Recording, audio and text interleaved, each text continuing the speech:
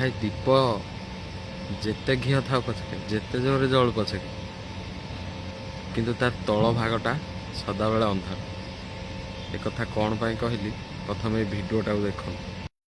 ଗୋପାଳ କେହି ନାହାନ୍ତି ଅଫିସର ମାନେ ଦଲାଲ କରି ଖାଇଯାଉଛନ୍ତି। ଠାକୁରଙ୍କ ନାଁରେ ମନ୍ଦିର, ଠାକୁର ସିଂହନାଥ ନାଁରେ ମନ୍ଦିର, ସେଠି ବ୍ରିଜରେ ଲାଇଟ୍ ଜଳିବ, ସେଠି ରଘୁନାଥ ଲାଇଟ୍ ଜଳିବ, ଦୋକାନ କି ଲାଇନ୍ ଦିଆଯାଉଛି, ଏଠି ମନ୍ଦିର ଅନ୍ଧାର, ଠାକୁର ଅନ୍ଧାର କରିଛନ୍ତି। ଆଚ୍ଛା ଏଇ ଯୋଉ ଲାଇଟ୍ ଲାଗିଛି ଏଇଟା ମୁଁ ନିଜେ ଚାର୍ଜିଂ ବୋର୍ଡ ନାହିଁ, ଚାର୍ଜିଂ ବୋର୍ଡ ଘର ଚାର୍ଜ କରି ଯାଇ ଲଗେଇଛୁ। ପ୍ରଶାସନ ଦେଖୁନି, ପ୍ରଶାସନ ଦେଖୁନି, କିଛି ଦେଖିବାର କେହି ଆସିବାର ନାହିଁ, କେହି ଦେଖିବାର ନାହିଁ, ଜଣିବାର ନାହିଁ।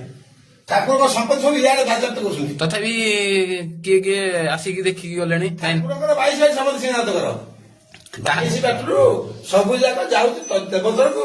ସେଠି ବଡମାହାଟରେ ଚନ୍ଦନ ଯାତ୍ରା ହବ, ସେଠି କୋଉଠି ରଥଯାତ୍ରା ହବ, ଏ ସବୁ ସିଆଡେ ଡିଷ୍ଟ୍ରିବ୍ୟୁଟ ହଉଛି। ମନ୍ଦିର ଅନ୍ଧାର ପଡିଛି। ଠାକୁରଙ୍କ ସମ୍ପତ୍ତି ସବୁ ଅଛି। ଇଏ ହେଉଛି ବାବା ସିଂହନାଥଙ୍କ ମନ୍ଦିର, ଯାହାକି ଟି ବ୍ରିଜ ନାମରେ ବିଖ୍ୟାତ ସାରା ଓଡ଼ିଶାରେ। ଦେଖନ୍ତୁ ତାଙ୍କ ଅବସ୍ଥା। ଇଏ ହେଉଛି ଆମ ପ୍ରଶାସନ।